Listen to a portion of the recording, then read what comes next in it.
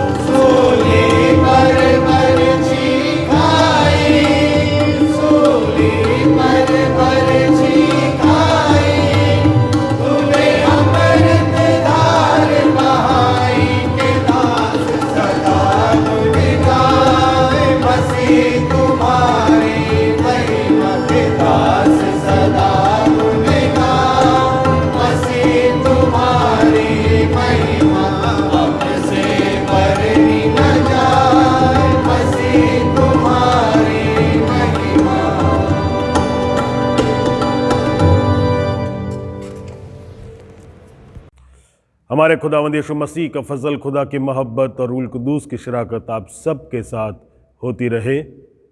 Section 4 और 5 एक साथ हम मिलकर कहेंगे। ऐ तमाम कुदरत के खुदा, तेरे आगे सबके दिल का हाल खुला है। तुझे सबकी मुरादें मालूम हैं और तुझसे कोई भेद छिपा नहीं। अपने पाक रूह के असर से हमारे दिल के ख्यालों को पाक कर, ताकि हम तुझसे कामिल मोहब्बत रखें और लायक तौर पर तेरे पाक नाम की बढ़ाई करें, हमारे खुदावंद मसीह के वसीले से, आमीन। आलम बाला पर खुदा का जलाल और ज़मीन पर उसके लोगों में सुलह। खुदावंद खुदा आसमानी बादशाह, तमाम कुदरत के खुदा बाप, हम तेरी परस्तिश करते, तेरा शुक्र करते और तेरे जलाल के लिए तेरी हमद करते हैं। आए खुदावंद यीशु मसीह, बाप के इकलौते बेटे, आए खुदावंद खुदा के बर्रे, तू जो जहान का गुनाह उठा ले जाता है, हम पर रहम कर। तू बाप के दाहिने बैठा है, हमारी दुआ कबूल कर, क्योंकि ए यीशु मसीह, तू ही कुद्दूस है, तू ही खुदावंद है, तू ही पाकरू के साथ खुदा बाप के जलाल में आला है। आमीन। अब हम पढ़ेंगे पुराने अहदनामे से यशायाह नबी की किताब, उसका 57वां बाब और उसके 15 से 18 आयत तक।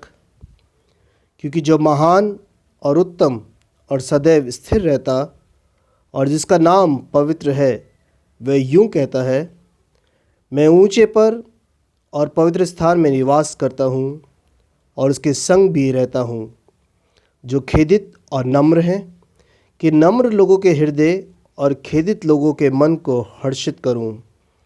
मैं सदा मुकदमा ना लड़ता रहूँगा, ना सर्वदा क्रोधित रहूँगा, क्योंकि आत्मा मेरे बनाए हुए हैं और जीव मेरे सामने मूर्छित हो जाते हैं। उसके लोभ के पाप के कारण मैंने क्रोधित होकर उसको दुख दिया था और क्रोध के मारे उससे मुंह छिपाया था, परंतु वह अपने मनमाने मार्ग में दूर भटकता चला गया था। मैं उसकी चाल देखता आया हूँ, तो भी अब उसको चंगा करूँगा। मैं उसे ले चलूँगा और विशेष करके उसके शोक करने वालों को शांति दूँगा। ये परमेश्वर का वचन है। नए नियम से पहली तिमोथी उसका पहला अध्याय उसके 12 से 17 आयत तक। First Timothy chapter 1 from 12 to 17। मैं अपने प्रभु मसीह यीशु का, जिसने मुझे सामर्थ दी है, धन्यवाद करता हूँ कि उसने मुझे विश्वास योग्य समझकर अपनी सेवा के लिए ठहराया। मैं तो पहले निंदा करने वाला और सताने वाला और अंधेर करने वाला था, तो भी मुझ पर दया हुई, क्योंकि मैंने अविश्वास की दशा में बिन समझे बूझे ये काम किए थे। और हमारे प्रभु का अनुग्रह उस विश्वास और प्रेम के साथ जो मसीह यीशु में है बहुतायत से हुआ। ये बात सच और हर प्रकार से मानने के योग्य है कि मसीह यीशु पापियों का उद्धार करने के लिए जगत में आया, जिनमें सबसे बड़ा मैं हूँ। पर मुझ पर इसलिए दया हुई कि मुझ सबसे बड़े पापी में यीशु मसीह अपनी पूरी सहनशीलता दिखाए, कि जो लोग उस पर अनंत जीवन के लिए विश्वास करेंगे उनके लिए एक आदर्श बनूं। सब सनातन राजा अर्थात अविनाशी, अनदेखे, एकमात्र परमेश्वर का आदर और महिमा युगानुयुग होती रहे। आमीन। ये खुदावन का कलाम है। खुदावन का शुक्र हो। इंजील के पढ़े जाने से पहले हम गाएंगे आत्मिक गीत माला से गीत नंबर 257।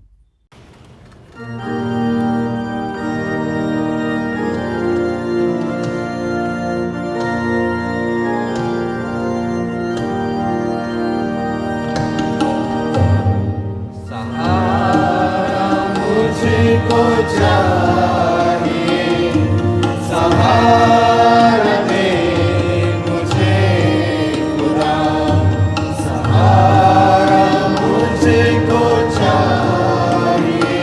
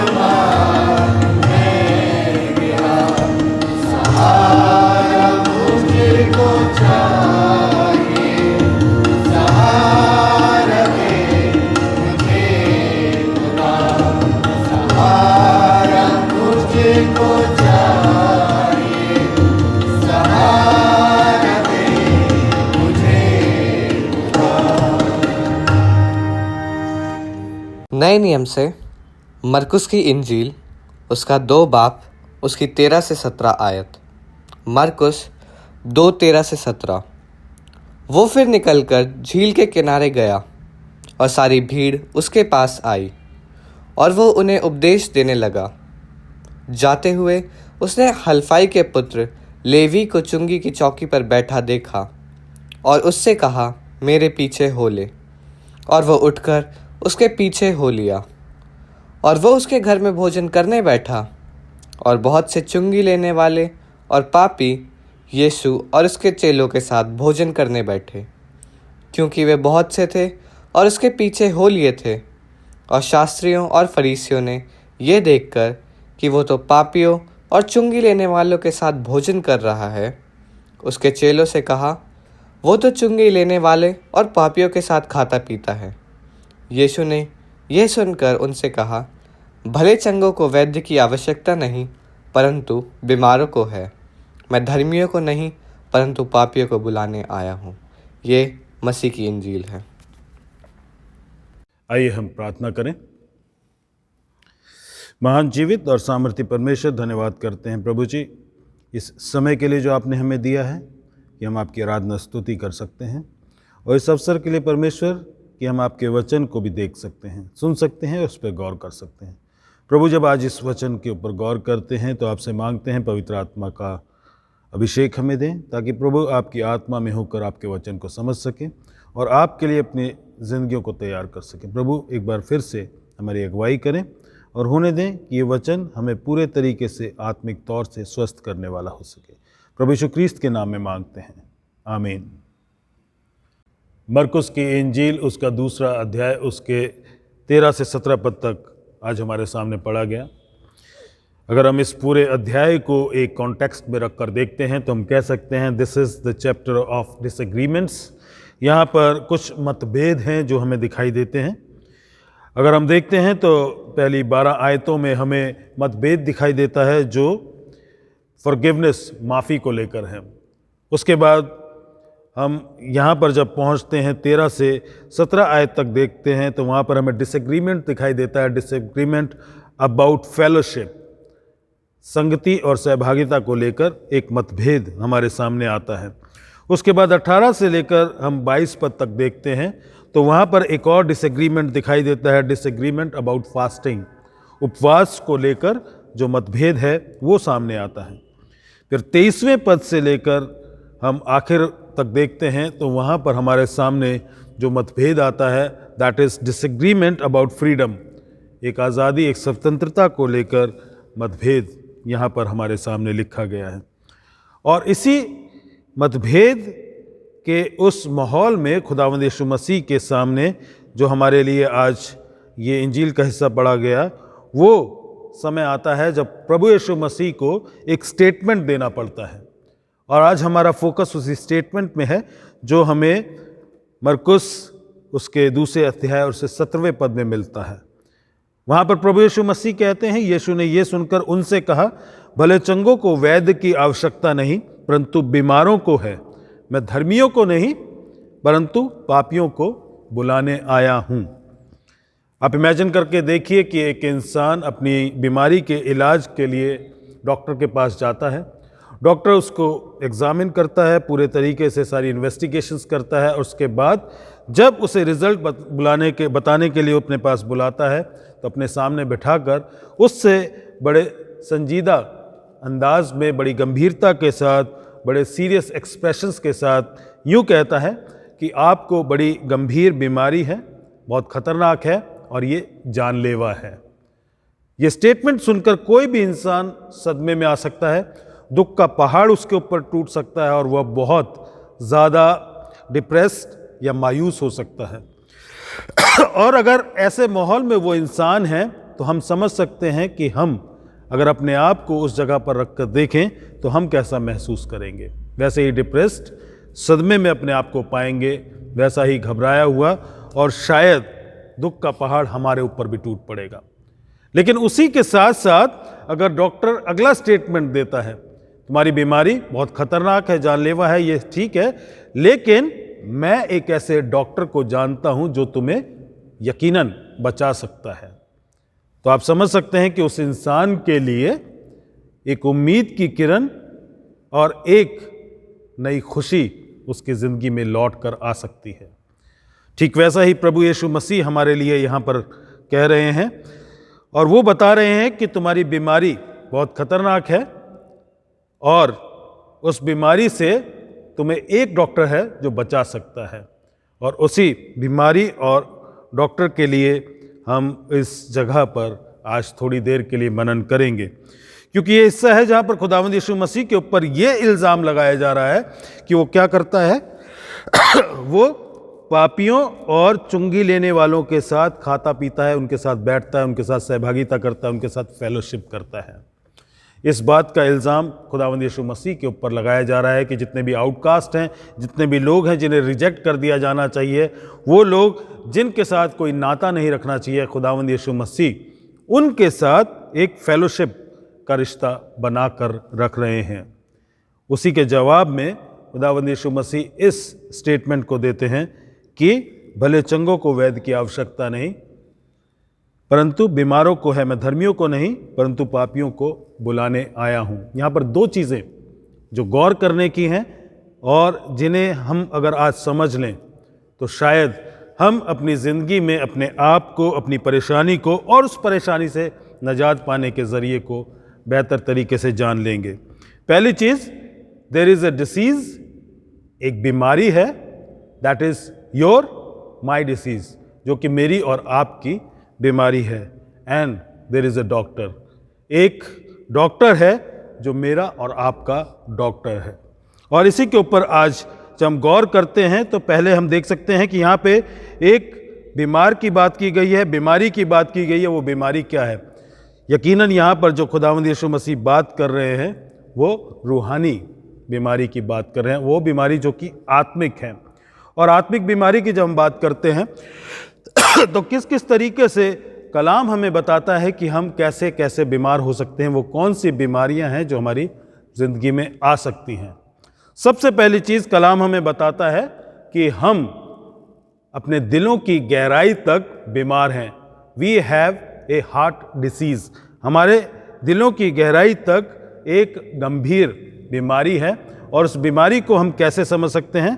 मरकुस की इंजील उसके 7वें अध्याय अगर उसके 21वें पद को देखते हैं तो वहाँ पर इस बात का जिक्र आता है।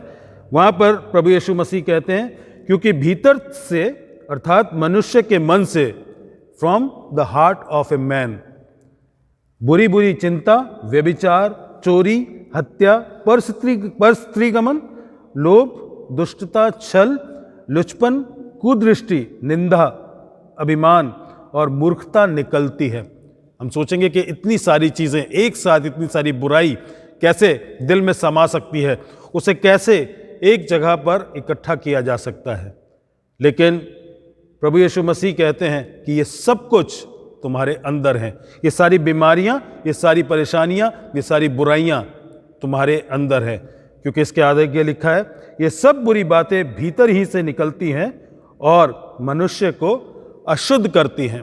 ये सारी की सारी बीमारियां ये हमारे दिलों की गहराई में हैं, ये हमारे मन के अंदर बसी हुई हैं और ये वो सारी चीज़ें हैं जो हमें बहुत बुरी तरीके से अपनी बीमारी के उस चंगुल में फंसा के रखती हैं।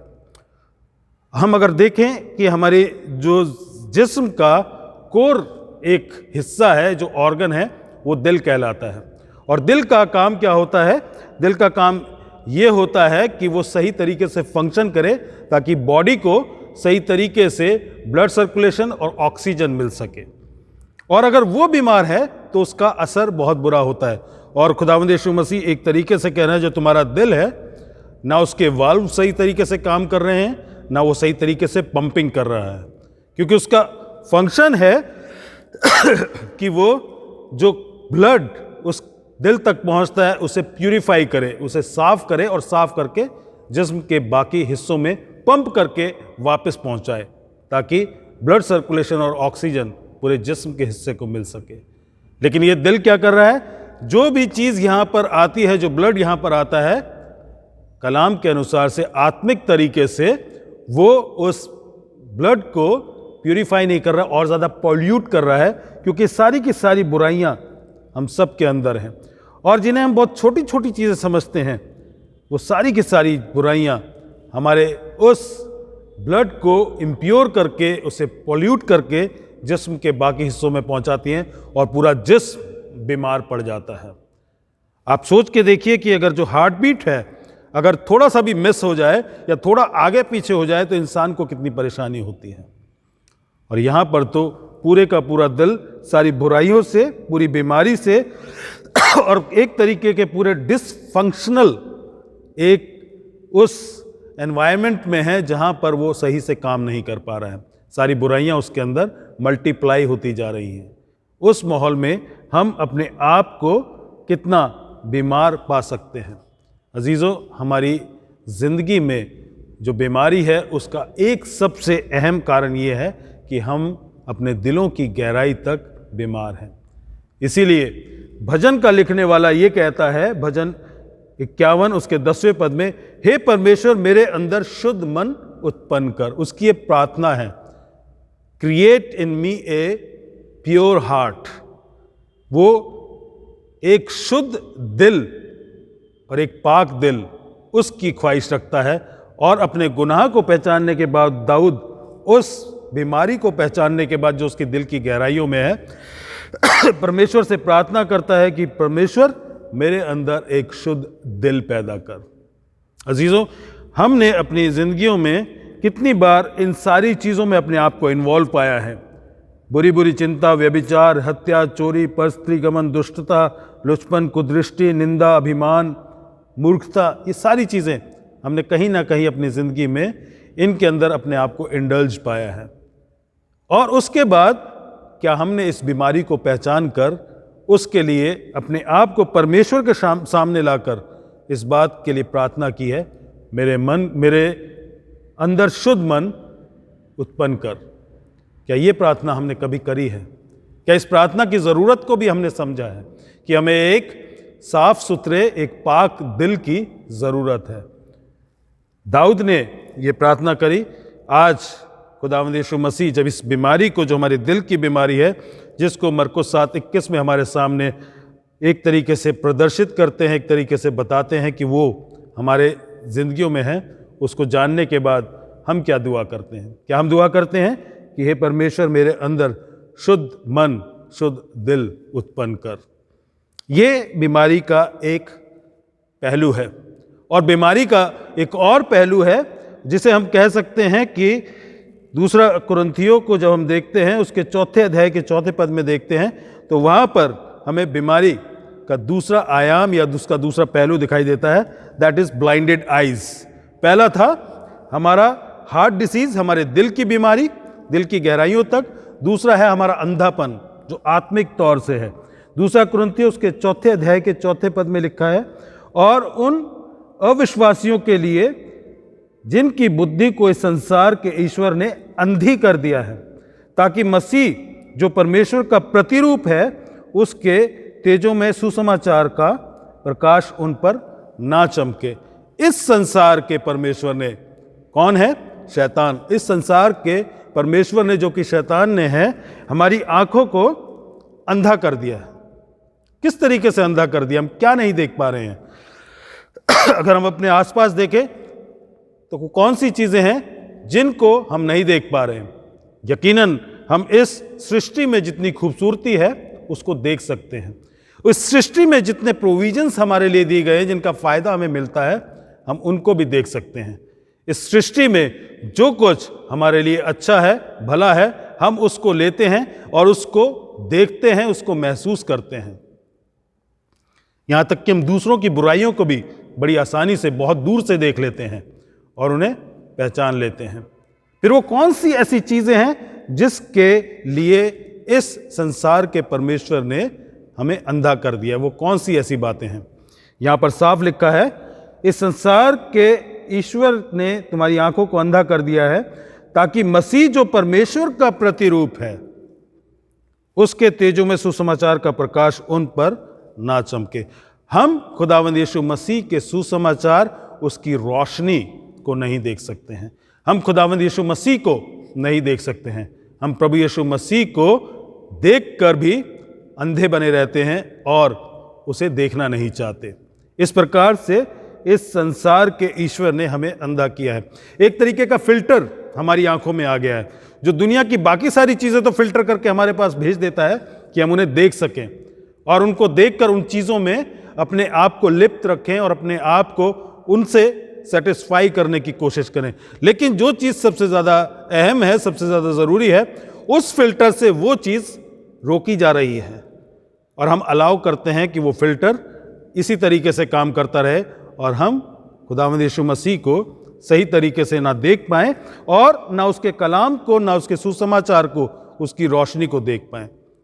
हम ये कह सकते हैं कि हमने बहुत सी चीज़ों को देख लिया है, बहुत सी चीज़ों को हम ऑब्जर्व करते हैं, हमारा नज़रिया बहुत कीन है, हम चीज़ों को एनालाइज भी करते हैं, लेकिन क्या हमने सही मायनों में परमेश्वर के इस कलाम, इसके सुसमाचार के उस नूर, उस रोशनी को देखा है जो हमें देखनी चाहिए थी?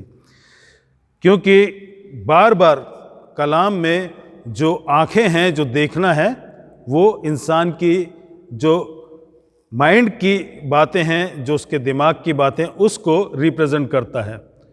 क्योंकि हम नज़रों से देखते हैं, एक पर्सपेक्टिव बनाते हैं, वही हमारा माइंडसेट, वही हमारा वर्ल्ड व्यू होता है। उस वर्ल्ड व्यू के लिए हम कितने तैयार हैं कि हम सब चीज़ें खुदावंद यीशु मसीह के उस इंजील, उस कलाम, उस सुसमाचार के नज़रिए से देखने वाले हो सकते हैं। क्योंकि बार बार कलाम में अंधे खुदावंद यीशु मसीह के पास आते हैं, वो बार बार खुदावंद यीशु मसीह से अपनी चंगाई के लिए दुहाई करते हैं। इसी इंजील में जब हम आगे बढ़ते हैं, मरकुस की इंजील उसके 10वें अध्याय उसके 46 पद से आगे देखते हैं, तो बरतुलमई का जिक्र आता है, जहाँ पे वो अंधा है जिसको चंगाई की ज़रूरत है ताकि वो देख सके। और जब प्रभु यीशु मसीह उसके पास पहुँचते हैं तो उससे पूछते हैं, तू क्या चाहता है कि मैं तेरे लिए क्या करूं? उस अंधे ने कहा, रब्बी ये कि मैं देखने लगूं। उसने ये दुआ करी, ये विनती करी, रब्बी ये कर दे कि मैं देखने लगूं, दैट आई बिगिन टू सी, मैं देखना शुरू कर दूं। अजीजों, ये प्रार्थना हमने कितनी बार अपनी ज़िंदगी में की है, खुदावंद ऐसा कर कि मैं देखने लगूं। मैंने इस दुनिया को देख लिया है, दुनिया में सारी चकाचौंध को देख लिया है, उन सारी चमकीली चीज़ों को देख लिया है जो बड़ी लुभावनी है। मैंने अपने आप को इस दुनिया की चमक धमक को देखने के लिए पूरे तरीके से दे दिया है, लेकिन प्रभु मैं तुझे नहीं देख पा रहा हूँ। परमेश्वर, प्रभु यीशु मसीह, मैं आपको नहीं देख पा रहा हूँ। ऐसा करें कि मैं आपको देखने लगूँ। ये विनती आपने और मैंने कब की है? और अगर हम ये विनती करते हैं तो हम उसके नज़दीक आ सकते हैं, उसको देख सकते हैं, उसके उस इंजील के उस नूर को देख सकते हैं जो हमें ज़िंदगी देता है, हमेशा की ज़िंदगी देता है। और इसके बाद ना सिर्फ हमारी बीमारी हमारे दिल की बीमारी है जो उसकी गहराइयों तक है, ना सिर्फ हम आँखों से अंधे हैं, यानी कि हमारी समझ, हमारी अक्ल पे पर्दा पड़ा हुआ है, हमारी सामने बीमारी का एक और पहलू है जिसे हम कह सकते हैं पैरालाइज्ड मसल्स। हमारा जो जिस्म के अंगों का है वो लकवा खा जाना। हम पूरे तरीके से एक ऐसी परिस्थिति में आ जाते हैं जहां पर हम हिलडुल नहीं सकते हैं। मरकुस की इंजील अगर उसके दूसरे अध्याय के पहले के पदों को देखते हैं, जहां पर एक इंसान का जिक्र है जो पैरालाइज्ड है, उसको हम यहाँ पर देखते हैं। और हम ये देखते हैं तीसरे अध्याय में जैसे शुरुआत में पहुँचते हैं, एक सूखे हाथ वाले का जिक्र आता है जिसका हाथ काम नहीं कर रहा है। और बार बार वो लोग जो कि बिल्कुल डिसेबल्ड हैं और बिल्कुल असमर्थ हैं किसी भी काम को करने में, उन्हें खुदावंद यीशु मसीह के पास लाया जा रहा है। अजीज़ों, हमारी ज़िंदगी में रूहानी तरीके से कई बार हम पूरे तरीके से पैरालाइज्ड हो जाते हैं। ये हो सकता है कि हम जिस्म से बड़े एथलेटिक हों, बड़े एनर्जेटिक हों, हम बहुत एक्टिव हो सकते हैं, हर तरीके में हम फुर्तीले हो सकते हैं, लेकिन इसके बावजूद हम रूहानी तौर से बिल्कुल लकवा मारा हुए इंसान की तरह, एक पैरालाइज्ड इंसान की तरह हो सकते हैं, जिसको अपने लिए कुछ करने की सामर्थ्य नहीं होती जिसके पास। हम कई बार उस परिस्थिति में होते हैं और खुदावंद यीशु मसीह यहाँ पर जब बार बार उन बीमारों को हमारे सामने रख रहे हैं जो कि पैरालाइज्ड हैं, जिनके जिस्म के हिस्से काम नहीं कर रहे हैं, तो हम ये कह सकते हैं कि वो ये बताना मांग रहे हैं, ये सिर्फ एक तरीका है तुम्हें ये बताने का कि ये जिस्म की बीमारी है, लेकिन तुम रूहानी तौर से कितने पैरालाइज्ड हो। एक पैरालाइज्ड इंसान भी अपनी ज़िंदगी में, अपने जिस्म में कई अंगों को हिला डुला सकता है अगर एक हिस्से में पैरालिसिस है। लेकिन अगर हम पैरालाइज्ड हैं रूहानी तरीके से, तो हम बिल्कुल भी अपने लिए कुछ नहीं कर सकते। हम रूहानी तरीके से अपने लिए कुछ भी हासिल नहीं कर सकते, क्योंकि हम कुछ कर ही नहीं सकते, हम हिलडुल भी नहीं सकते। इसीलिए खुदावंद यीशु मसीह क्या कहते हैं, यूहन्ना की इंजील उसके 6 अध्याय उसके 44वें पद में वो कहते हैं, कोई मेरे पास नहीं आ सकता जब तक पिता जिसने मुझे भेजा है उसे खींच ना ले। Until and unless the Father draws somebody near, कोई भी मेरे पास नहीं आ सकता, क्योंकि सब रूहानी तौर से पैरालाइज्ड हैं, बिल्कुल लकवा खाए हुए हैं। और जो लकवा खाए हुए हैं उन्हें जब तक बाहर की कोई फोर्स लेकर नहीं आएगी वो मुझ तक नहीं आ सकते। इस इंसान को अगर हम देखें जो पैरालाइज था, जिसे लोग उठाकर खुदावंद यीशु मसीह के पास लेकर आए थे, उस इंसान को ये मालूम था कि वो पैरालाइज्ड है और उसकी पैरालिसिस का इलाज खुदावंद यीशु मसीह के पास है। और वो ये भी जानता था कि खुदावंद यीशु मसीह शहर में हैं, वो ये भी जानता था कि उनके पास पहुंचने की दूरी कितनी है, लेकिन इसके बावजूद भी वो खुद वहां नहीं पहुंच सकता था। उसको बाहर से ज़रूरत थी कि कोई दूसरी फोर्स उसे खुदावंद यीशु मसीह के पास लेकर जाए। अजीज़ों, मैं और आप भी अपने आप खुदावंद यीशु मसीह के पास नहीं पहुंच सकते जब तक परमेश्वर का पवित्र आत्मा, परमेश्वर पिता हमें प्रभु यीशु मसीह के पास नहीं लेकर आते हैं। इसलिए ये ज़रूरी है कि हम इस बात को जान लें और पवित्र आत्मा से मांगे कि वो हमें खुदावंद यीशु मसीह के साथ रखे, उसके पास रखे, उसकी सहभागिता में रखे, ताकि हम उसके नज़दीक आ सकें और जो हम रूहानी तरीके से पैरालाइज्ड हैं एक बार फिर से एक्टिवेट किए जा सकें। लेकिन इसके लिए ज़रूरत है कि हम उस बात को पहचानें और इस बात के लिए हम प्रार्थना भी करें। भजन 38 उसके 8वें पद में लिखा है, भजन का लिखने वाला अपनी इस परेशानी को पहचानता है कि वो कितना कमज़ोर है और कहता है, मैं निर्बल और बहुत चूर हो गया हूँ, मैं अपने मन की घबराहट से करहाता हूँ। ये प्रार्थना हमारे दिलों से निकलनी चाहिए जब हम अपने इस लकवेपन को, इस रूहानी पैरालिसिस को पहचान लेते हैं। और जब हम इसको पहचान लेते हैं उसके बाद प्रार्थना करते हैं इस तरीके से कि मैं बिल्कुल निर्बल हूँ, मेरे अंदर कोई बल नहीं है, मैं कुछ नहीं कर सकता, मैं बिल्कुल चूर हो गया हूँ, मैं बिल्कुल डस तक पहुँच गया हूँ, मैं कुछ नहीं कर सकता, ना मैं हिल सकता हूँ ना डुल सकता हूँ। सिर्फ परमेश्वर आपका पवित्र आत्मा मुझे इस दलदल से, इस बीमारी से, इस अपाहिजपन से निकाल सकता है। जब हम ये दुआ करते हैं तो हम परमेश्वर के नज़दीक आ सकते हैं। ज़रूरत है कि हम इस बात को पहचानें कि हम दिल से कितने बीमार हैं, हमारे दिल में कितनी बीमारियां, कितनी परेशानियां, कितनी गंदगी, कितनी बुराइयां हैं, उसको पहचानें। हम आत्मिक तौर से कितने अंधे हैं, हमारा नज़रिया, हमारा पर्सपेक्टिव, हमारा वर्ल्ड व्यू कितना गलत हो चुका है कि हम खुदावंद यीशु मसीह को नहीं देख सकते। हम इस बात को भी जानें कि हम हमारे आत्मिक तरीके से कितने पैरालाइज्ड हैं। जब इस बातों को जान लेंगे तो एक और चीज़ है जिसको हम पहचान सकते हैं, वो है, हम कह सकते हैं सेप्टिक वुंड्स। ये बीमारी हमारी ज़िंदगियों में आ जाती है, या हम कह सकते हैं सड़े हुए घाव, ये हमारी ज़िंदगी में है। ना सिर्फ हम दिल की गहराइयों से बीमार हैं, ना हम आत्मिक तौर से ना सिर्फ हम आत्मिक तौर से अंधे हैं, ना सिर्फ हम पैरालाइज्ड हैं आत्मिक तौर से, हमारी ज़िंदगियों में वो घाव हैं जो सड़ रहे हैं। यशायाह नबी की किताब उसके 1 अध्याय उसके 6 पद में लिखा है, नख से सिर तक कहीं कुछ भी आरोग्यता नहीं, केवल चोट और कोड़े की मार के चिन्ह और सड़े हुए घाव हैं जो ना तो दबाए गए, ना बांधे गए, ना तेल से नरमाए गए हैं। एक जिक्र है जो जिस्म की उस सड़ाहट को रिप्रेजेंट करता है।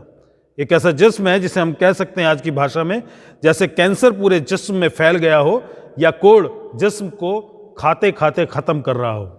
एक ऐसी ग्राफिक पिक्चर हमारे सामने यहाँ पर रखी गई है। उसके लिए अगर हम इस बात को जान लेते कि हमारी ज़िंदगी में ऐसी बुराई है, हमारी जिस्म के, हमारी आत्मा में ये पूरी तरीके की सड़ाहट है और इतनी सड़ाहट है कि वो आसपास के इलाके को, आसपास के हमारे एनवायरनमेंट को पॉल्यूट कर रही है, उसे दुर्गंध, उसे बदबू से भर रही है। जब हम अगर ये जान लें तो इसके बाद हम समझ सकते हैं कि इससे नजात पाए जाने की ज़रूरत है। हमें ज़रूरत है कि हम इससे छुटकारा पाएं और इसके लिए हमें कौन सी प्रार्थना करने की ज़रूरत है।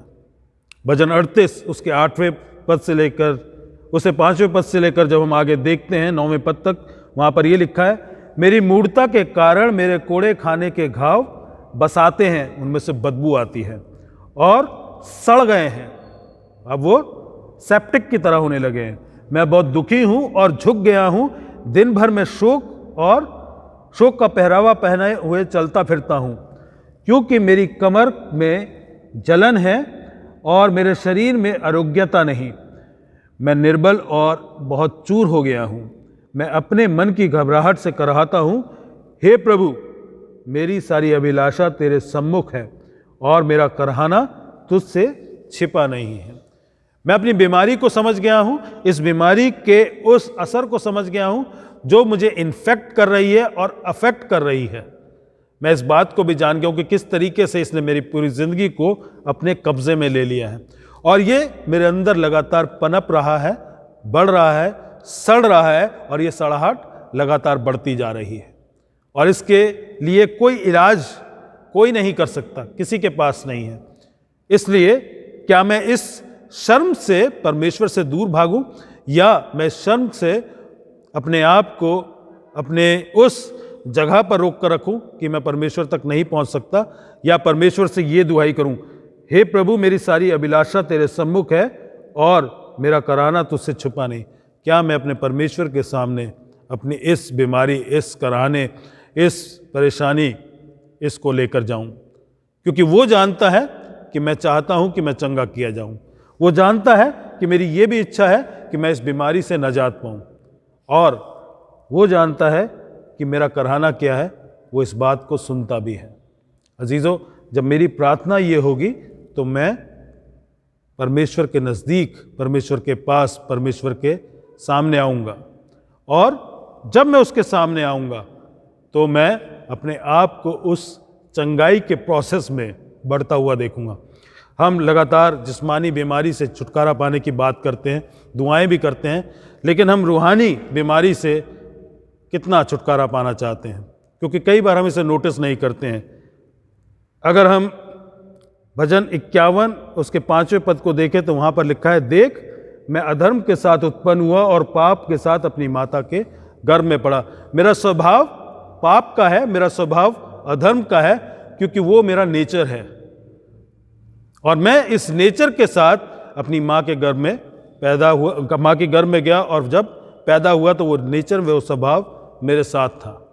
अजीज़ों, ये मेरी हकीकत है, ये मेरा गुनाहगार होने का एक ऐसा सर्टिफिकेट है जिसे मैं देख सकता हूँ और इसके साथ साथ जब मैं इसे पहचान लेता हूँ अपने स्वभाव को, तो मेरी ज़रूरत है कि मैं इस बात को जानकर, उस बीमारी को पहचान कर, उस अधर्म को पहचान कर, अपनी रूहानी उस परेशानी को पहचान कर प्रभु यीशु मसीह के पास आऊँ और उस बीमारी का, अपनी उस परेशानी का जो मेरा दुहाई देना है वो खुदावंद तक पहुँचे और मैं उसके सामने आकर उससे रिहाई पा सकूँ, उससे नजात पा सकूँ।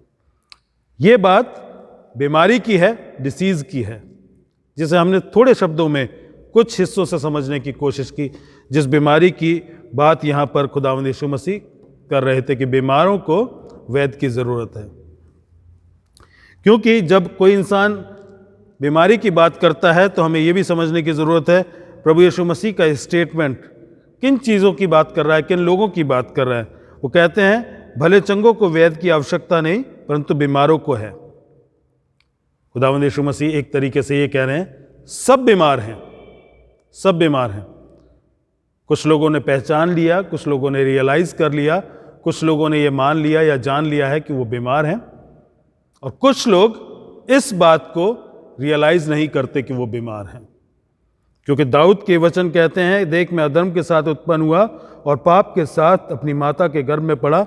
हर एक इंसान जो इस दुनिया में आता है, जन्म लेता है, वो स्वभाव से, उस आदम के स्वभाव से जो गर्भ से लेकर दूसरे गर्भ तक जाता है, उस स्वभाव को आगे ट्रांजिट करता चला जाता है। कोई भी इंसान ये नहीं कह सकता कि मैं पापी नहीं हूँ, क्योंकि हर एक इंसान पापी है। लेकिन कुछ लोग पहचान लेते हैं कि वो पापी हैं, वो इलाज के लिए उस डॉक्टर के पास आते हैं। कुछ लोग नहीं पहचानते हैं, इसलिए वो उस डॉक्टर के पास नहीं आते हैं। हम बात डॉक्टर की करते हैं, उस वैद्य की करते हैं जिसका जिक्र खुदावंद यीशु मसीह यहाँ पर कर रहे हैं क्योंकि वो कहते हैं कि वैद्य की आवश्यकता भले चंगों को नहीं, बीमारों को है। उस वैद्य को पहचानना भी ज़रूरत है। वो कौन सा डॉक्टर है? वो एक ऐसा डॉक्टर है, वो एक ऐसा वैद्य है जिसे भेजा गया है। He is a doctor who has been Saint.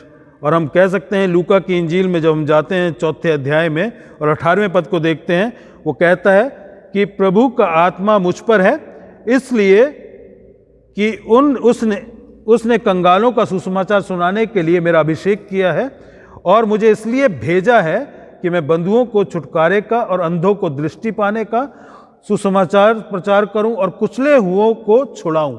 यहाँ पर उस डॉक्टर को, जिसे अंधों का, कुचले हुओं का और बंधुओं का, इन सब का इलाज करना है, उसे भेजा गया है। और ना सिर्फ भेजा गया है, उसे इक्विप भी किया गया है। प्रभु का आत्मा मुझ पर है, उसको उस आत्मा के द्वारा अभिषेक भी किया गया है। उसके पास क्वालिफिकेशन भी है और उसके पास ये क्वालिटी भी है, क्योंकि वो भेजा गया है परमेश्वर पिता के द्वारा, ताकि इस दुनिया में उन लोगों का इलाज करे जो बीमार हैं, जो परेशानी में हैं, जो बंधुआई में हैं, जो कुचले हुए हैं, आत्मिक तौर से, शारीरिक तौर से, दोनों तरीके से खुदावंद यीशु मसीह उन्हें छुड़ाने के लिए आए हैं उस बीमारी से। The doctor is a doctor who is sent, और उसके साथ साथ he is a seeking doctor. वो एक ऐसा डॉक्टर है जो खोज रहा है, जो तलाश कर रहा है, और अपने पेशेंट्स को बड़े एक्टिवली वो आकर ढूंढ रहा है। क्योंकि बहुत से ऐसे दायरे होते हैं जहाँ पर बहुत सी ऐसे बीमारियों के समय पे डॉक्टर्स के ऊपर ये प्रेशर होता है कि वो अपने पेशेंट्स के नंबर को कम करके दिखाएं, ताकि बीमारी कितनी ज़्यादा फैल रही है या कितना उसका असर हो रहा है, वो लोगों के अंदर डर या कोई ऐसा भय पैदा ना करे। लेकिन ये जो डॉक्टर है, ये सीकिंग डॉक्टर है, जो तलाश कर रहा है और हर इंसान को अपने पास बुला रहा है।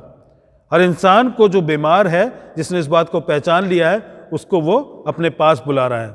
और ये लगातार उन लोगों को अपने पास बुलाता चला जा रहा है, उन लोगों को भी जो बार बार लौट कर इसके पास आते हैं। ये हमेशा तलाश कर रहा है और ये चाहता है कि जहाँ पर लोग बीमार हैं उन तक ये पहुँचे, और ये पहुँचता भी है। लेकिन ज़रूरत इस बात की है कि अपनी बीमारी को कितने लोग पहचान कर अपने आप को उस इलाज के लिए, उस आत्मिक इलाज के लिए इस डॉक्टर के पास आने देते हैं। उसके बाद ना सिर्फ he is the sent doctor, not only he is the seeking doctor, he is a sympathetic doctor. एक ऐसा डॉक्टर, एक ऐसा वैद्य है जो महसूस करता है, जो रिलेट करता है। ऐसा नहीं है कि डेस्क के दूसरी तरफ, एक ठंडे डेस्क के दूसरी तरफ एक ऐसा डॉक्टर बैठा है जो अपने आप को प्रोफेशनली डिटैच करके रखता है, जिसके एक्सप्रेशंस शायद संवेदनशील नहीं होते, जिसके एक्सप्रेशंस में शायद हमें कंपैशन दिखाई नहीं देता है। लेकिन ये वो डॉक्टर है जिसके अंदर कंपैशन है, जो हमारे दुख को ना सिर्फ महसूस करता है, हमारे दुख में हमारे साथ उस दुख को सहता है। ये एक ऐसा सिंपैथेटिक, ऐसा कंपैशनेट डॉक्टर है। और इस डॉक्टर को इस बात की फिक्र है कि हमें हमारी बीमारी से निजात दिलाए, इसीलिए वो ढूंढता हुआ हमारे पास आया है, क्योंकि उसे भेजा गया है परमेश्वर पिता के द्वारा, पवित्र आत्मा के द्वारा इक्विप किया गया है। और इसीलिए this doctor is successful doctor. ये एक कामयाब डॉक्टर है। जितने भी इसके पास आते हैं, जितने लोगों के ऊपर ये अपना हाथ रखता है, जितने लोग उसके छुए जाने को महसूस करते हैं, वो सब चंगाई पाते हैं। हम कह सकते हैं he has never lost a patient on the table. उसने एक भी पेशेंट को खोया नहीं है। जो इसके पास आ गया उसने चंगाई को पा लिया है। जो इसके पास पहुंच गया उसने इस चंगाई के, इस शिफा के उस आनंद को ले लिया है जो कोई भी इंसान चाहता है कि उसको मिले। ही इज़ ए सक्सेसफुल डॉक्टर। और इसका सक्सेसफुल होना इस बात को भी बताता है कि लगातार लोग चंगाइयाँ पा रहे हैं और खुदावंद यीशु मसीह का बदन बढ़ता जा रहा है। लोग उस रूहानी ज़िंदगी में आगे बढ़ते जा रहे हैं। अजीज़ों, आज मुझे और आपको इस बात को समझने की ज़रूरत है, क्या हमने अपनी बीमारी को पहचान लिया है जो कि रूहानी बीमारी है, और उस रूहानी बीमारी के साथ हमें उस डॉक्टर की ज़रूरत को भी महसूस करने का ये एहसास हमारी ज़िंदगी में मिला है या नहीं मिला है। अगर हमने बीमारी को पहचान लिया और उसके बाद हमने उस डॉक्टर की ज़रूरत को भी समझ लिया है, तो वो कौन सी चीज़ है जो हमें उसके पास आने से रोकती है। अजीज़ों, कई बार हम ये जान लेते हैं कि ये बीमारी है, इससे हमें निजात पाना है और ये डॉक्टर है जो निजात दे सकता है, लेकिन उसके बाद भी कई बार हम उस पर ट्रस्ट नहीं करते हैं, हम उस पर भरोसा नहीं करते हैं। हम कहते हैं कि मैं अपने आप के लिए सफिशिएंट हूँ, मैं काफ़ी हूँ, मैं अपने लिए, अपने परिवार के लिए सफिशिएंट हूँ, मुझे किसी की ज़रूरत नहीं है। कई बार हम ये कहते हैं कि हम खुदावंद यीशु मसीह को रिजेक्ट कर रहे हैं क्योंकि हम उस पर भरोसा नहीं करते। आप ये सोच के देखिए, कोई आपके पास आकर कहे कि वो आप पर भरोसा नहीं करते तो कितना इंसल्टिंग लगता है। हम कई बार खुदावंद यीशु मसीह की इंसल्ट इसी तरीके से करते हैं। जो हमारा इलाज कर सकता है, जिसके पास शिफा है, जिसके पास चंगाई है, जिसके पास रूहानी तरीके से हमें नया बनाने का वो सामर्थ मिला हुआ है, जिसके पास वो सामर्थ है, हम उसको रिजेक्ट कर देते हैं। अजीज़ों, आज जबकि हम थोड़े दिनों में रोज़ों की तरफ बढ़ रहे हैं, हम किस तरीके से उस उपवास के लिए, उस प्रार्थना के लिए, उस कलाम के पढ़े जाने के लिए अपने आप को तैयार करते हैं, ये हमें देखना है। अगर हम बीमार हैं रूहानी तौर से और उस बीमारी को हम पहचान भी नहीं पा रहे हैं, तो हम कैसे दुआ में और उपवास में और कलाम के पढ़े जाने में आगे बढ़ेंगे।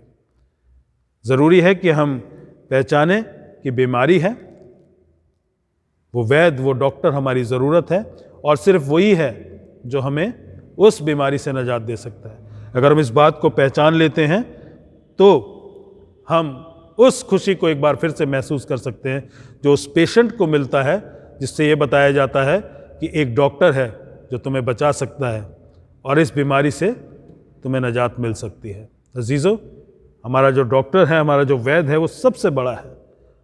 हम कहते हैं वो वैद्यों का वैद्य है, उसके पास हर मर्ज़ की दवा है। अजीज़ों, उसके पास जो सबसे बड़ी दवा है वो है हमारे गुनाहों से छुड़ाए जाने की, और उसके लिए वो हमें ट्रीटमेंट भी देना चाहता है। उसकी मेडिसिन थोड़ी सी कड़वी है, रिपेंटेंस। वो हमसे चाहता है कि हम रिपेंट करें, हम मन फिराएं। अजीज़ों, हमारे पास डॉक्टर है जिसके पास इम्यूनाइजेशन का पूरा इंतज़ाम है, जिसके पास एंटीडोट है। क्या हम उसके पास आना चाहते हैं? क्योंकि अभी हमने पेंडेमिक में देखा, बहुत लोग घबराए हुए थे, परेशान थे, बीमारी से डरे हुए थे और चाहते थे कि बीमारी से छुटकारा मिले, बीमारी से निजात मिले, बीमारी उनके नज़दीक ना आए। और उसके लिए वैक्सीन का इंतज़ार, उसके लिए इस बात का इंतज़ार कि ये बीमारी अपने आप ख़त्म हो, बहुत लोगों की ये इच्छा थी। लेकिन इस बीमारी को, जो कि रूहानी बीमारी है, जिसको हम जानते हैं कि ये हमेशा है, हमेशा रहेगी और उसका इलाज सिर्फ एक ही जगह पर है कि डॉक्टर के पास है, तो हम कितना डेस्परेट तरीके से उस डॉक्टर के पास आने की तैयारी कर रहे हैं। इस बात को सोचें, समझें और पूरी डेस्परेशन के साथ उसके पास आएँ। वो जो उसका ट्रीटमेंट है, रिपेंटेंस, उसको लें, और वो जो इम्यूनाइजेशन उसका है, जो हमें प्रार्थना और कलाम के ज़रिए मिलता है, उसको अपनी ज़िंदगी में लें ताकि हम इस बीमारी से निजात पाएँ। आइए हम प्रार्थना करें। महान जीवित और सामर्थी परमेश्वर, धन्यवाद करते हैं कि आपने वचन के द्वारा हमें एक बार फिर से आईना दिखाया है ताकि हम पहचान सकें कि हमारी ज़िंदगी में, हमारे दिल में, उसकी गहराइयों में कितनी बीमारी है। हमारी आंखें किस तरीके से परमेश्वर बंद हो चुकी हैं। हम सही तरीके से, सही नज़रिए से, सही वर्ल्ड व्यू से परमेश्वर आपको नहीं देख पा रहे हैं। और परमेश्वर, हम किस तरीके से रूहानी तरीके से एक बार फिर से अपाहिज अपने आप को पा सकते हैं। इसलिए खुदावंद, हम चाहते हैं कि आप हमारा मार्गदर्शन करें ताकि हम उस बीमारी को पहचान कर उस बीमारी से निजात पाने के लिए आपके नज़दीक आएँ। और परमेश्वर, आपके द्वारा छुए जाने से, आपके वचन के द्वारा और आपकी आत्मा में होकर उस बीमारी से निजात पाएँ, ताकि प्रभु हम अनंत जीवन के लिए आपके साथ सहभागिता कर सकें। और परमेश्वर, जिस सहभागिता को लेकर यहाँ पर मतभेद था इस जगह पर मरकुस की इंजील में, उस बात को समझ सकें कि हम जब आपके साथ हों तो कोई भी इस बात को ना कह सके कि ये किन लोगों के साथ सहभागिता करता है, क्योंकि हमने आपको खुदावंद पहचाना है और परमेश्वर आपके पीछे चलते हैं। और आपने हमारी बीमारी से हमें निजात दी है, जो कि रूहानी बीमारी है। इसलिए परमेश्वर, हम आपके साथ रहते हैं। इस बात को दुनिया देखे और वो भी आपके नज़दीक आए और आपके साथ खुदावंद उस सहभागिता के लिए अपने आप को तैयार करे। खुदावंद यीशु मसीह के नाम में मांगते हैं, आमीन।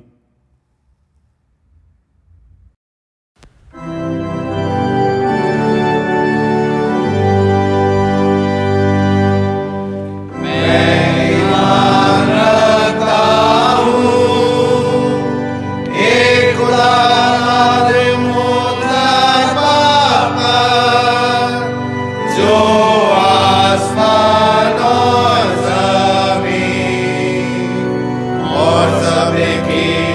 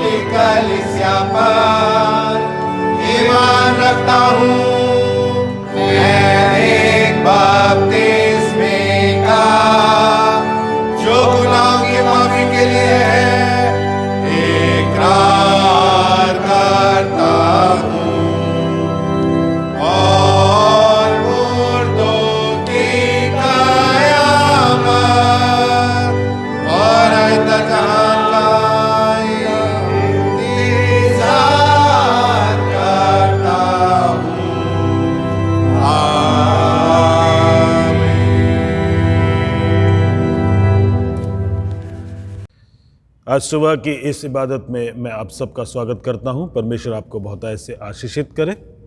हम लगातार इन दुआओं में शामिल हो रहे हैं और जो हमारी ऑनलाइन सर्विस का सुबह का समय है, जो इतवार को हम प्रसारित करते हैं, सुबह 9 बजे है। मेहरबानी से समय का ध्यान रखें। और जो हम चर्च में सर्विस करते हैं गिरजाघर में, उसका समय रविवार को सुबह 9:30 बजे का है। हम बुधवार से ऐश वेंसडे रोज़ों की दुआओं में शामिल होंगे और शाम को 6 बजे जो हमारी गिरजाघर में दुआ होगी उसमें भी हम शामिल होंगे। और उसके साथ साथ हम ऑनलाइन सर्विस को भी कंटिन्यू रखेंगे। तो आप ऑनलाइन सर्विस के द्वारा भी ऐश वेंसडे की सर्विस में शामिल हो सकते हैं। हम इन दुआओं को लगातार आगे चला रहे हैं। प्रार्थना करते रहें कि परिस्थितियां जल्द ही सामान्य हो, ताकि हम एक बार फिर से सामान्य तरीके से गिरजाघर में इबादत में शामिल हो सकें। ये वक्त होगा कि हम अपने उन अजीज़ों को याद करेंगे जो हमारी कलीसियाओं में बीमार हैं, ताकि हम परमेश्वर के सामने उनको लेकर आ सकें और परमेश्वर की चंगाई उनको मिल सके। आइए हम दुआ करें। खुदावंद प्यारे बाप आसमानी, शुक्रगुजार हैं कि आपने हमें एक बार फिर से मौका दिया है कि हम आपके सामने आ सकते हैं। खुदावंद धन्यवाद करते हैं कि आपने अब तक हमें संभाला है, और इसी के चलते खुदावंद हम अपने उन अजीज़ों को भी आपके सामने लेकर आना चाहते हैं जो इस वक्त किसी भी बीमारी, तकलीफ़ या परेशानी में हैं, ताकि खुदावंद आपके द्वारा छुए जाने से उनके जिस्म की सारी बीमारियां दूर हो सकें, अच्छा स्वास्थ्य मिल सके और प्रभु पूरे तरीके से वो चंगाई पा सकें। और परमेश्वर के साथ साथ वो अपनी आत्मा और प्राण में भी आपसे भरपूरी से चंगाई पाएँ और बहुतायत से जीवन पाएँ। इसके लिए हम प्रार्थना करते हैं। तमाम लोगों को जो इनका ख्याल रखते हैं, इनकी तीमारदारी करते हैं, इनकी सेवा टहल करते हैं, उनकी भी सुधि लें और परमेश्वर उनके हाथों को भी मजबूत करें, उनकी ज़िंदगियों को भी आशीषित करें।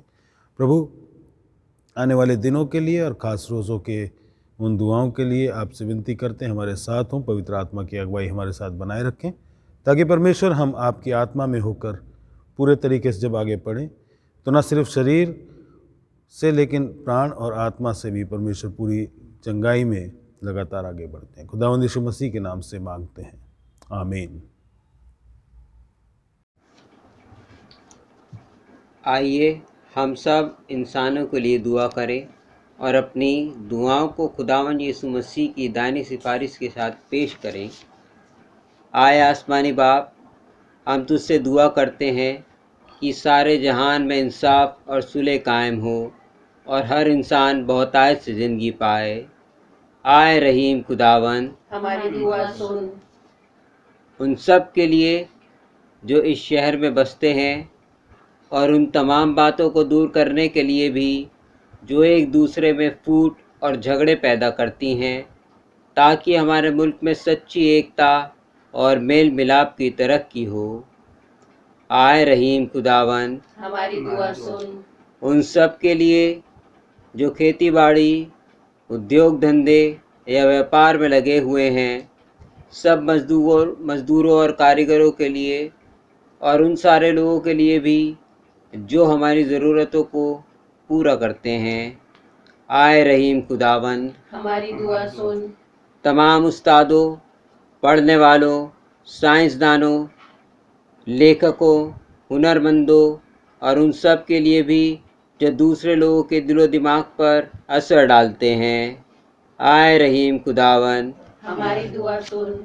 उन सब के लिए जो दुख या तकलीफ़ उठा रहे हैं, बेरोज़गार हैं, गरीब और भूखे हैं, मुहताज जो कुचले हुए हैं, जो बीमार या मरने के करीब है। ख़ास तौर से हम प्रार्थना करते हैं कोरोना वायरस के लिए कि खुदावन इस बीमारी को जल्द से जल्द ख़त्म करे और सब स्वस्थ हो जाएं और खुदावन को धन्यवाद देने वाले हो सकें। और उन सब के लिए भी जो उनकी मदद करते हैं। आए रहीम खुदावन, हमारी दुआ सुन। उन सब के लिए जिन्हें इस मुल्क और दूसरे मुल्कों में इख्तियार दिया गया है, खासकर हमारे राष्ट्रपति रामनाथ कोविंद, प्रधानमंत्री नरेंद्र मोदी, इस सूबा के गवर्नर अनिल बैजल और मुख्यमंत्री अरविंद केजरीवाल, चीफ जस्टिस शरद बोबडे और उन सब के लिए भी जो किसी भी तरह का इख्तियार रखते हैं। आए रहीम खुदावन, हमारी दुआ सुन। सब मसीही लोगों की एकता और मेल मिलाप के लिए और दुनिया में उनके मुनासिब तौर से गवाही देने और खिदमत करने के लिए। आए रहीम खुदावन, हमारी दुआ सुन। इस मुल्क में तेरी तमाम कलीसिया के लिए, उसकी कौंसिलों और रहनुमाओं के लिए, खासकर हमारे मॉडरेटर पीसी सिंह, दक्षिण भारत की कलीसिया के मॉडरेटर ए धर्मराज और मार्थोमा कलीसिया के मेट्रोपॉलिटन, हमारे बिशप वारिस मसीह और तेरी कलीसिया के तमाम दीगर खादिमों के लिए, ख़ास तौर से हमारे पासवान रेवरेंड जेकब जेम्स और डीकन जोएल लाजर के लिए, कि वे अपनी खिदमत को वफादारी से बजा लाएं। आए रहीम खुदावन, हमारी दुआ सुन। ये बख्श कि तेरे उन तमाम लोगों के साथ जिन्होंने वफादारी से इस दुनिया में तेरी खिदमत की है, हम भी तेरी बादशाही की अब्दी खुशी में शरीक हों। आए रहीम खुदावन, हमारी दुआ सुन। आए आसमानी बाप, अपनी बादशाही जल्ला और हमारी इन दुआओं को कबूल फरमा, जो हम तेरे बेटे और अपने खुदावंद और मुंजी यीशु मसीह के नाम के वसीले से पेश करते हैं। आमीन। गुनाहों का इकरार। आए अजीजो, हमारे खुदावन यीशु मसीह ने फरमाया, खुदावन हमारा खुदा एक ही खुदावन है। तो खुदावन अपने खुदा से अपने सारे दिल और अपनी सारी जान और अपनी सारी अकल और अपनी सारी ताकत से मोहब्बत रख। पहला हुक्म यही है। दूसरा यह है कि तो अपने पड़ोसी से अपने बराबर मोहब्बत रख। इनसे बड़ा और कोई हुक्म नहीं। खुदा ने दुनिया से ऐसी मोहब्बत रखी कि उसने अपना इकलौता बेटा यीशु मसीह बख्श दिया कि हमें गुनाहों से बचाए, आसमान में हमारे लिए सिफारिश करे और हमें हमेशा की ज़िंदगी को पहुँचाए। इसलिए आइए हम तौबा ईमान के साथ अपने गुनाहों का इकरार करें। हम खुदा के फजल से उसके हुक्मों को मानने का और सब लोगों के साथ मेल और मोहब्बत से रहने का पक्का इरादा करें। आए तमाम कुदरत के खुदा, हमारे आसमानी बाप, हमने ख्याल, कौल और फ़ेल से और अपने ही साथियों के ख़िलाफ़ गुनाह किया है। हमने अपनी नादानी और कमज़ोरी के बाइस और जानबूझकर भी बुराई की है और भलाई करने में नाकामयाब रहे हैं। इन सब के लिए हम निहायत गमगीन हैं और तौबा करते हैं। तेरे बेटे यीशु मसीह ने हमारे लिए अपनी जान कुर्बान की है। उसी की खातिर हमसे जो कुछ हुआ है माफ़ फरमा और ये बख्श कि हम आगे को नई ज़िंदगी में तेरी खिदमत बजलाएँ, ताकि तेरे पाक नाम का जलाल जाहिर हो। आमीन। तमाम कुदरत का खुदा उन सब को माफ़ करता है जो अपने साथियों को माफ़ करते और सच्चे दिल से तौबा करते हैं। वो हम पर रहम करें, हमारे सब गुनाहों को बख्शे और उनसे हमको रिहाई दे। हर तरह की नेकी में हमको मुस्तकम मजबूत करे और हमें हमेशा की ज़िंदगी में कायम रखें, हमारे खुदावंद यीशु मसीह के वसीले से। आमीन। ये वक्त होगा कि हम खुदा के इत्मीनान को एक दूसरे के साथ बांटेंगे। हम मिलकर मसीह का बदन हैं। हम सब ने एक ही रूह के वसीले एक बदन होने के लिए बपतिस्मा लिया, पर हम उन बातों के तालिब रहें जिनसे मेल मिलाप और बाहमी तरक्की हो। खुदावंद का इत्मीनान हमेशा आपके साथ हो। हम प्रभु की प्रार्थना एक साथ करेंगे।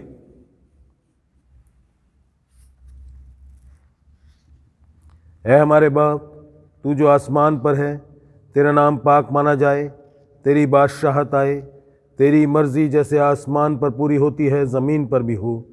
हमारी रोज़ की रोटी आज हमें दे, हमारे कसूरों को मुआफ़ कर कि हम भी अपने कसूरवारों को मुआफ़ करते हैं। हमें आजमाइश में न पड़ने दे, बल्कि बुराई से बचा, क्योंकि बादशाही और कुदरत और जलाल अब तक तेरा ही है। आमीन। खुदा का इत्मीनान जो समझ से बिल्कुल बाहर है, वो तुम्हारे दिलों और ख़यालों को खुदा और उसके बेटे हमारे खुदावंद यीशु मसीह की पहचान और मोहब्बत में महफूज रखे, और खुदा कादिर मुतलक बाप, बेटे और रूल कुदूस की बरकत तुम पर हो और तुम्हारे साथ हमेशा रहे। आमीन।